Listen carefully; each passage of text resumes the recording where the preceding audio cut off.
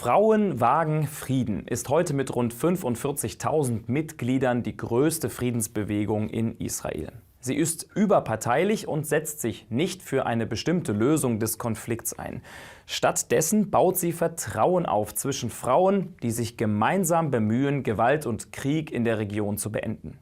Religiöse und säkulare Frauen, jüdische, arabische, drusische und beduinische Frauen stehen dabei Seite an Seite. Sie sind davon überzeugt, wenn Frauen stärker in den Friedensprozess eingebunden werden, wird der erfolgreicher sein. Ihren Kindern beim gemeinsamen Planschen zuzusehen, frei von jeglichen Sorgen. Augenblicke wie diese sind Antrieb für die Gruppe Frauen wagen Frieden. Über gemeinsame Aktivitäten wie einen unbeschwerten Strandausflug lernen sich jüdische und palästinensische Frauen kennen und bauen ihre gegenseitigen Ängste Schritt für Schritt ab. Vertrauen zu schaffen sei wichtig, erklärt die israelische Co-Direktorin Yael Braudo-Bahat. It's not easy. Das ist nicht einfach, weil wir aus sehr unterschiedlichen Kulturen stammen. Hinzu kommt die Sprachbarriere, aber wir schaffen zusehends Vertrauen zueinander, indem wir ein Event nach dem anderen gemeinsam auf die Beine stellen, indem wir gemeinsame öffentliche Aufrufe an die führenden Köpfe beider Seiten richten. Als erster wurde der sogenannte Aufruf der Mütter entworfen. Dutzende Frauen kamen mehrmals zusammen und debattierten über jedes Wort der gemeinsamen Erklärung. Darin fordern die Initiatorinnen die israelischen und palästinensischen Spitzenpolitiker auf, über ein Friedensabkommen zu verhandeln. Ich bin sehr zuversichtlich und glaube fest daran, dass Frieden möglich ist. Ansonsten würde ich auch nicht hier sitzen. Es gibt keine konkreten Bedingungen, die dafür erfüllt sein müssen. Alles, was wir von den politischen Führern verlangen, ist, sich an einen Tisch zu setzen und zu reden. Unterstützung erhält die Bewegung von der Frauen der Sonne-Initiative, die von palästinensischen Frauen gegründet wurde und dasselbe Ziel verfolgt.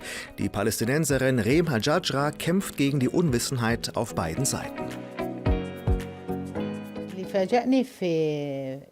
Mich hat überrascht, dass viele israelische Frauen offenbar nichts vom Leid der palästinensischen Frauen gewusst haben, über das, was die Besatzung anrichtet.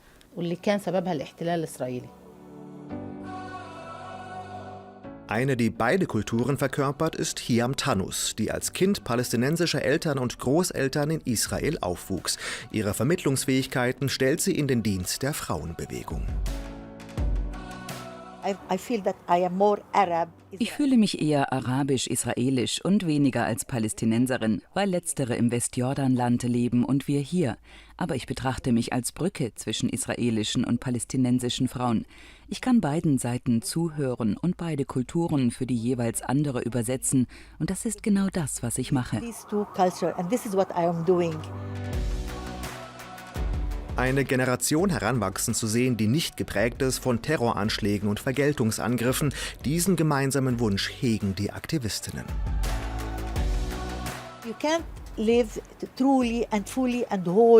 Du kannst kein unbeschwertes Leben führen, während deine Nachbarn leiden. Das ist nicht menschlich. Wir müssen ihnen zuhören und ihnen ihre Freiheit lassen. Wir müssen in gemeinsamer Harmonie leben. Seit 70 Jahren befinden wir uns im Dauerkrieg. Und was haben wir davon?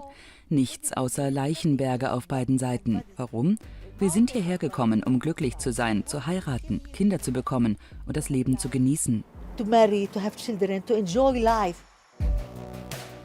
Gegründet wurde die feministische Bewegung als Reaktion auf den Gaza-Krieg im Jahr 2014. Zahlreiche gemeinsame Veranstaltungen haben die beteiligten Frauen seitdem auf die Beine gestellt. Spaß und Lebensfreude schwingen dabei immer mit.